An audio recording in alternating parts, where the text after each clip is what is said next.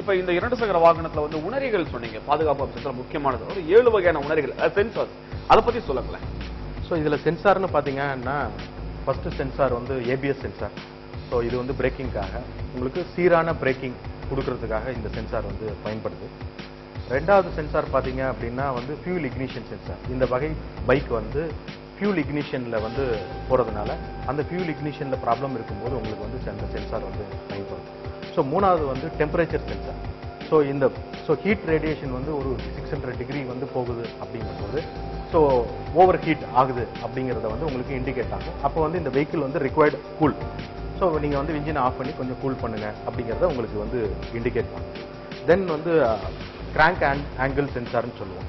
So இந்த வகை sensor வந்து எப்படின்னா வந்து இன்ஜினில் வந்து கிராங்க் ஆங்கிள் வந்து there is a degree of direction.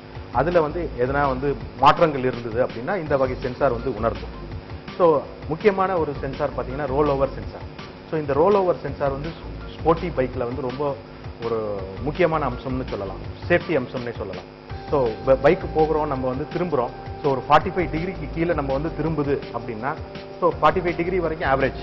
So less then 45 degree திரும்புது அப்படின்னா டேர்ன் ஆகுது அப்படின்னா there is a possibility of accident. So அந்த ஆக்சிடென்ட் பாசிபிலிட்டியை வந்து தவிர்க்கிறதுக்கு என்ன ஆகுதுன்னா இந்த சென்சார் வந்து பயன்பட்டு உங்களுக்கு வந்து இன்ஜினை வந்து ஆஃப் பண்ணிடும். ஸோ லாஸ்ட்டாக பார்த்தீங்கன்னா வந்து ஆக்சிஜன் சென்சார். அது வந்து வண்டியிலேருந்து வெளிவர்ற வந்து ஆக்சிஜன் அதில் ஏதாவது ப்ராப்ளம் இருந்ததுன்னா அந்த சென்சார் வந்து பயன்படும். தென் த்ராட்டில் பொசிஷன் சென்சார். ஸோ இந்த வகை சென்சார் வந்து ஆக்சலரேஷனில் வந்து நமக்கு வந்து பயன்படும். ஸோ இது எல்லாம் சேர்ந்த காம்பினேஷன் பேக்கேஜ் தான் உங்களுக்கு வந்து அந்த ABS 7 சென்சார் கொடுத்துருக்கீங்க. பொதுவாக மகிழுந்துல தான் இந்த மாதிரி சென்சார்ஸ் உணரிகளை தான் பார்த்துருக்கோம். ஆனால் ஒரு 2 சக்கர வாகனத்தில் அதுவும் இந்த விளையாட்டு சம்பந்தப்பட்ட வாகனம் மாதிரி வடிவமைக்கப்பட்டதில் ஒரு சென்சார் இருக்கு அப்படின்றது நிச்சயமா நான் முதல் முறை இப்பதான் கேள்விப்படுறேன். ஏன்னா அதுக்கு நீங்க patent it's a part of premium பைக்னா அதனால கொடுத்துட்டு இருக்கீங்க. நிறைய பாதுகாப்பு நிறைஞ்சிருக்கு.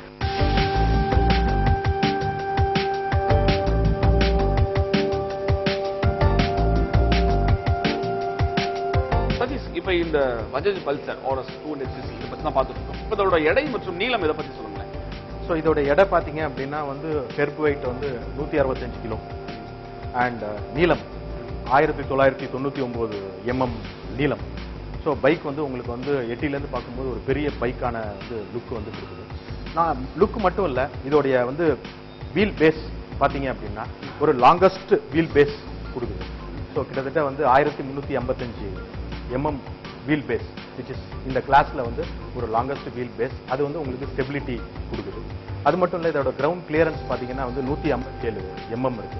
ஸோ இது உங்களுக்கு வந்து சாதாரண வந்து ஒரு மட்டி ரோட்ஸ்ல போடும்போது வந்து உங்களுக்கு ஹெல்ப்ஃபுல்லா ஒரு பாதுகாப்பான பயன் கொடுக்கும். நிச்சயமா ஒரு சரியான நீளமும் ஒரு சரசரணி எடையும் பார்க்கும்போது ஒரு நீண்ட பயணத்துக்கு ஒரு மறக்க முடியாத ஒரு அனுபவம் நமக்கு இந்த வாகனம் கொடுக்குது.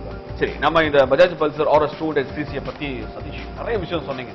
பார்த்தோன்னே எனக்கு பிடிச்சது, வாங்கணும்னு ஆசையா இருக்கு. அது முன்னாடி ஓட்டி பார்க்கறது வந்து ஒரு வாடிக்கையாளரோட ஒரு தலையாய கடமை. கண்டிப்பா எங்களுடைய பிளஷர்.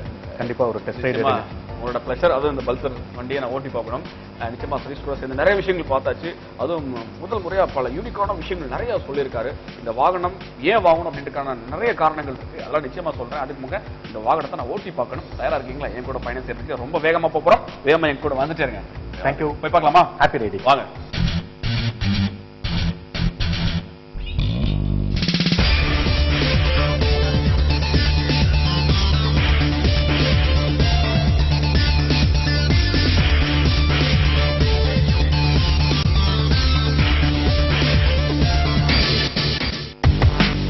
எப்படி இருக்கு? நிச்சயமா பஜாஜ் பல்சர் RS 200cc அந்த பைக்கை பத்தி நானும் சதீஷும் நிறைய விஷயங்கள் பேசணும். இப்ப இந்த பத்தின சுவாரஸ்யமான விஷயங்கள் நிறையவே பேச போறோம். இந்த வண்டி எப்படி இருக்கு, இதை ஓட்டும் போது எப்படி இருக்கு, நம்ம உட்காரும் போது எப்படி இருக்கு, அவர் சொன்ன எல்லா விஷயங்களும் மிக சரியா இருக்கு அப்படின்றத நிச்சயமா பார்க்க போறேன். என் கூட வந்துட்டே இருக்கீங்க. வண்டி ரொம்ப வேகமா இருக்கு, அதனால நானும் வேகமா போறேன்.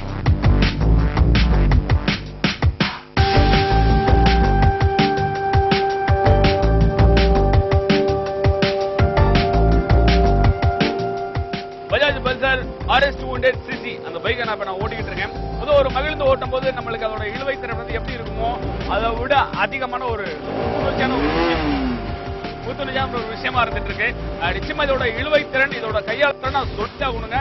அவர் சொன்ன எல்லா விஷயங்களும் மிக சரியாவே இதுல இருக்குங்க.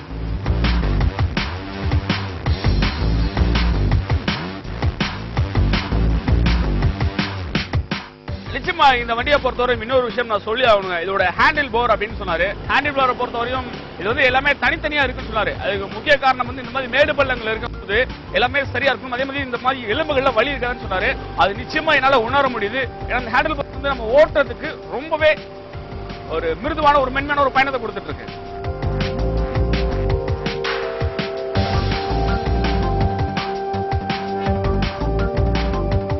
பஜாஜ் பல்சர் RS 200cc இந்த வண்டியை இந்த மாதிரி குறுகலான சாலைகள்ல இல்ல தெருக்களை ஓட்டுறதுக்கு முக்கிய காரணம் இது வந்து தேசிய நெடுஞ்சாலையில் எப்படி இருக்கும் அப்படின்னு நிறைய விஷயங்கள் பேசியாச்சு. நிச்சயமா ஓட்டி பார்க்க போறோம். ஓட்டுறதை நீங்களும் பார்க்க போறீங்க. இந்த குறுகலான சாலையில ஏன்னா தமிழகத்தை பொறுத்த நிறைய குறுகலான சாலைகள் இருந்திருக்கு. சரி, அதுல இதோட திறன் எப்படி இருக்கு, ரொம்ப மென்மையா இருக்கா, இதோட ஹேண்டில் பவர் வந்து நம்மளுக்கு இயக்கிறதுக்கு ரொம்ப சுலபமா இருக்கா அப்படின்னு பாக்குறதுக்காக தான் இது ஒரு சோதனையா தான் இந்த ஒரு குறுகலான சாலையில வந்து நம்ம அந்த வண்டியை ஓட்டிட்டு இருக்கோம். ட்ரிபிள் ஸ்பார்க் 4 வால் பிளக் அப்படின்னு சொன்னாங்க. நிச்சயமா அதோட முக்கிய திறன் என்னது, அதிகமான திறனை இந்த வாகனத்துக்கு அந்த இயந்திரம் கொடுத்துட்டு இருக்கு. அதனால தான் நம்மளால ரொம்ப சுலபமா ரொம்ப வேகமா ஒரே சீரான வேகத்துல மிக நீண்ட தூரத்துக்கு பயணிக்க முடியுது.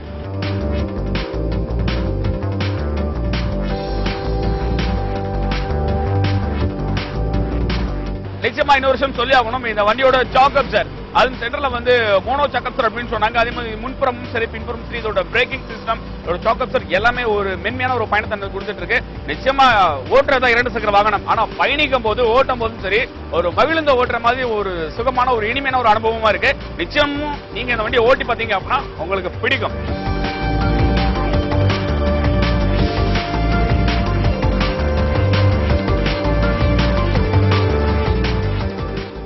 பஜாஜ் பல்சர் RS 200cc இந்த வண்டி ஓட்டும் போது எவ்வளவு மகிழ்ச்சியா இருந்தது அப்படின்றத நான் ஓட்டும் போது உங்களுக்கு நிச்சயமா தெரிஞ்சிருக்கும். நம்ம ஒரு மகிழ்ந்துல பயணிக்கிறோம் அப்படின்னா எவ்வளவு சந்தோஷமா இருக்கும், அதை விட கூடுதலா ஒரு சந்தோஷம் இந்த வண்டியில எனக்கு இருக்கு. ஏன்னா நிறைய புதுமையான விஷயங்கள் கொண்டு வந்திருக்காங்க.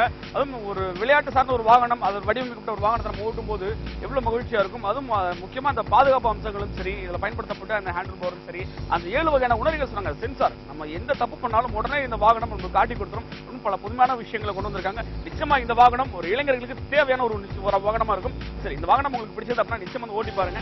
சரி, மீண்டும் அடுத்த வாரம் மற்றும் ஒரு புதுமையான வாகனத்தோட ஒரு கலாயோட உங்களை சந்திக்கிறேன். அதுவரை நன்றி, வணக்கம்.